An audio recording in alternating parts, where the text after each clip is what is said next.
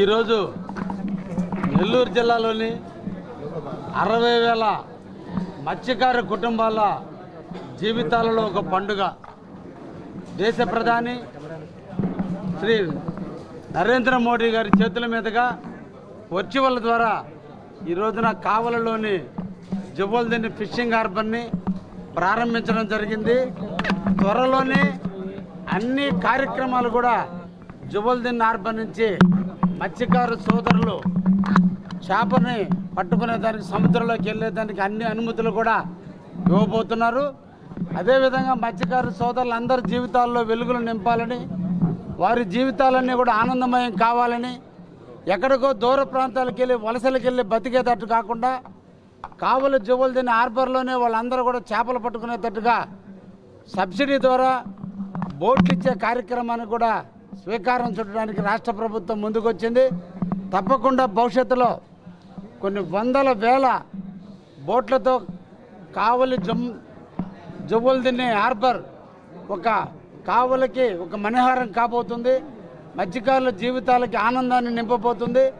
దాదాపు 1,205 బోట్లతో సంవత్సరానికి 45,000 టన్నుల చేపలను తీసే కార్యక్రమంగా దాన్ని రూపొందించున్నారు.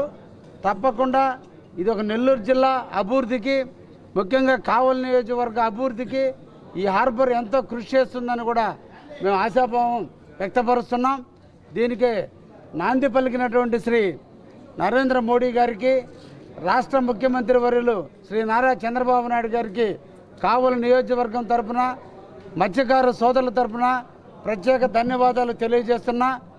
30 సంవత్సరాల కళ మత్స్యకారుల జీవితాల్లో, దాన్ని 2018 సంవత్సరంలో డిపిఆర్లు పూర్తి చేసి టెండర్ ప్రక్రియ తీసుకొచ్చి అన్ని అనుమతులు తీసుకొచ్చి 2018లో భూమి పూజతో స్టార్ట్ అయినటువంటి ఈ కార్యక్రమం చంద్రబాబు నాయుడు గారి చేతుల మీదనే మళ్ళా కూడా ఈరోజు హార్బర్ని ఇనాగ్రేట్ కూడా చేసుకోవడానికి అవకాశం కలిగింది.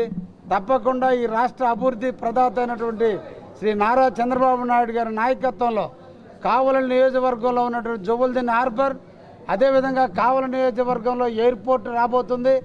అదేవిధంగా కావలి నియోజకవర్గం పక్కనే రామాయపట్నం పోర్టు కూడా అన్ని హంగులతో ఏర్పడబోతుంది.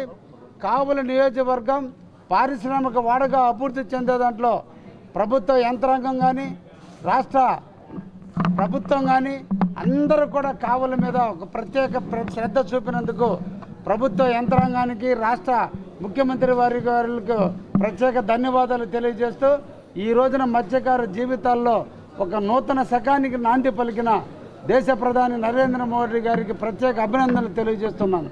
Thank you very much.